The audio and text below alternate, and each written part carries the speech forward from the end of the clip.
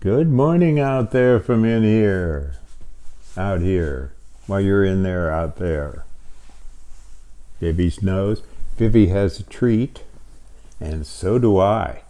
Mark Hiskus. Bake this. Oh. Sorry. And then you put a little coffee out.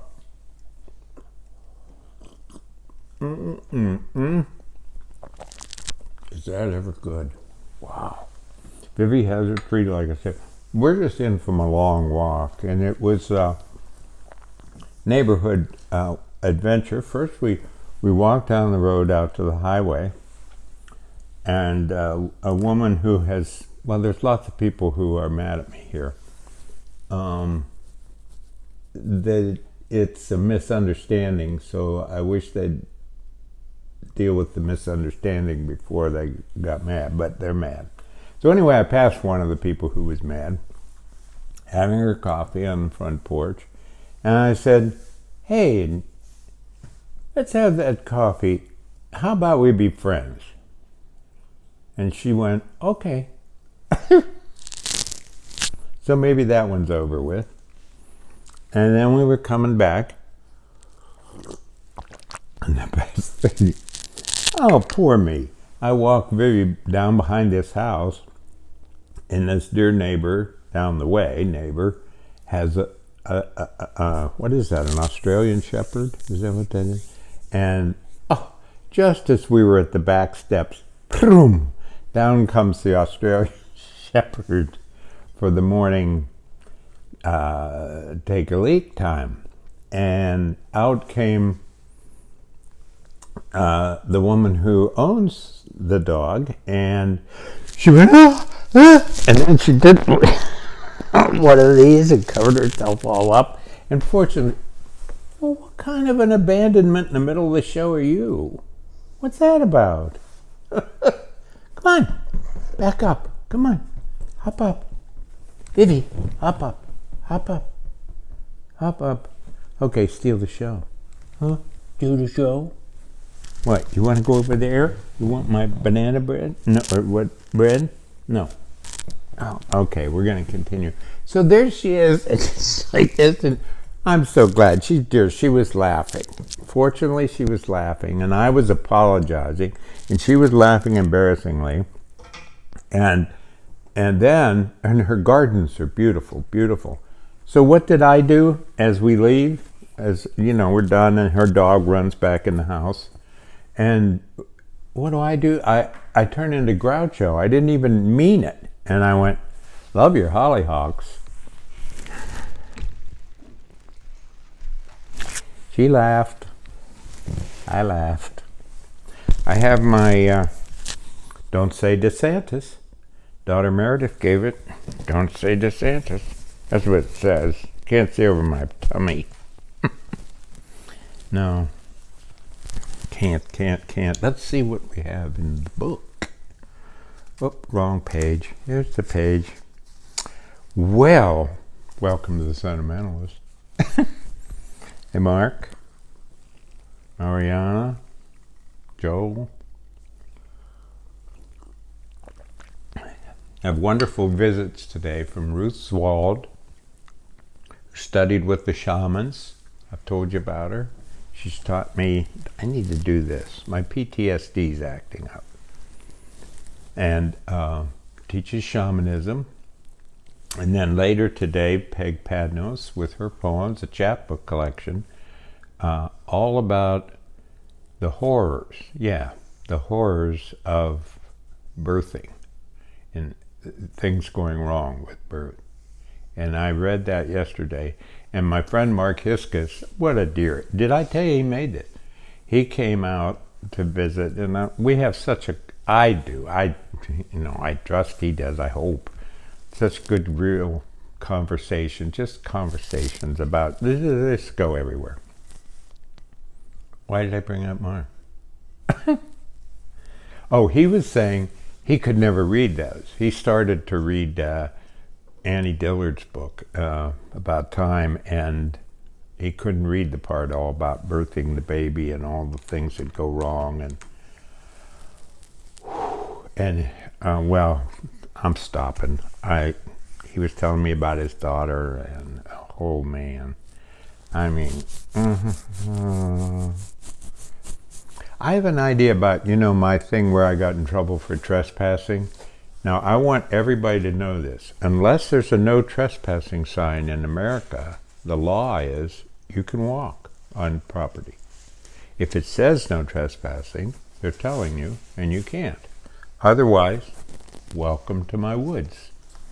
There's no trespassing signs out here. And this is part of the reason that people are angry with me, because I trespassed. No, I didn't.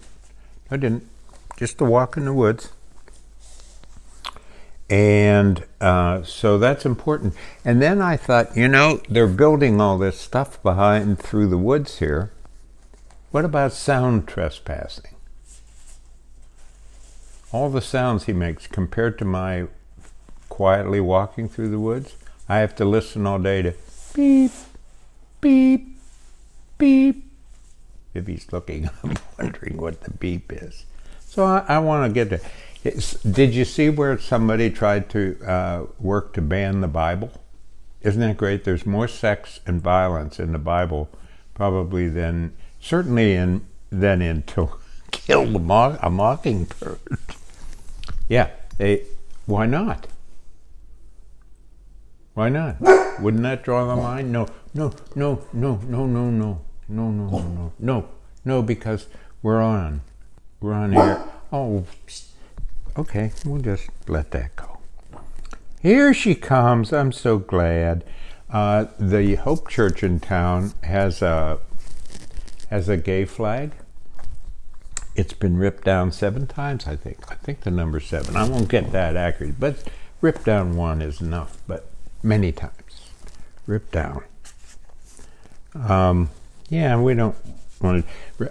July 27th is sneaking up, and I hope you'll ask somebody and invite somebody and watch the recording. They do record it. 7:30.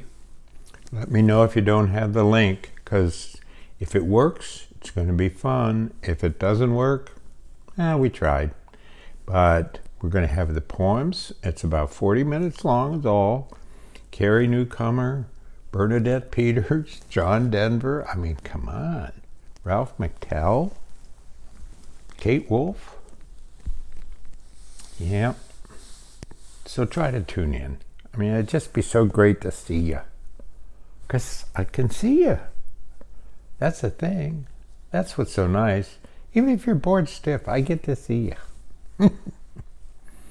Yeah, let's see what else. I think we ought to bring back those bracelets, WWJD. What would Jesus do? I don't think he'd do what a lot of the are doing. No, I don't think so. I don't think mean-spiritedness or... But of course we're kind of trapped, because if you're seen as the enemy, then they justify being cruel by saying that's the enemy of Jesus. I'm the enemy of Jesus. I mean, for heaven's sakes, I tried to did make up friendship with a person today. Would Jesus do that? No, he'd have gone up and said, vote for Trump. Yeah, sure. Yeah, so my dear friend Jim came out and brought a breakthrough poem for him. He lost his son at 9 months, and about 2 years ago I said, are you ready yet? And Monday he brought a poem, and it was a brilliant poem. Just brilliant. And my friend Jeff Monroe, try to find Jeff Monroe, Munroe, and he does a site, every baseball card from 1964. He has them all. He put his kids through college with baseball cards, honest to gosh. And he knows the most amazing stuff. And he puts a card up, like, Roy Sievers, and then he has what you never knew about Royce Evers. He writes it. I don't know where he knows it and finds it, and etc. But that's it. Well, today's my grandpa's 4th birthday. God, I love my grandpa. Gotta have another bite before. He was the most wonderful, sweet guy. 50 years he worked on the assembly line in Pittsburgh. 50 years. Lied about his age when he was 15, so he could do it. And this is as a poem, and some of you know this story, but when I said to him, Grandpa, how could you do that all those years? He was the immigrant family from Bohemia.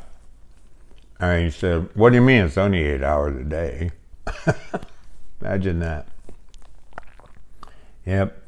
They'd just go to the grocery store and come home and clean the car. Clean the car. Because they went to the grocery store in the car. You know, couldn't believe they had a car. They loved to go to the local lodge and play duck pins. Yep. So, gee, on Grandpa's birthday, a poem for Grandpa. And thanks for being with me so much. And Viv, huh? Yeah, dear Viv, thanks. Oh, looking up. Okay. Looking up. Keeping guard over me. The poem is called Hands. My grandfather grew up holding rags, pounding his fist into the pocket of a ball glove, gripping a plumb line for his father, who built what anyone needed. At 16, wanting to work on his own, he lied about his age, and for 50 years carried his lunch to the assembly line, where he stood, tightening bolts on air brake after air brake along the monotonous belt. Once I asked him how he did that all those years.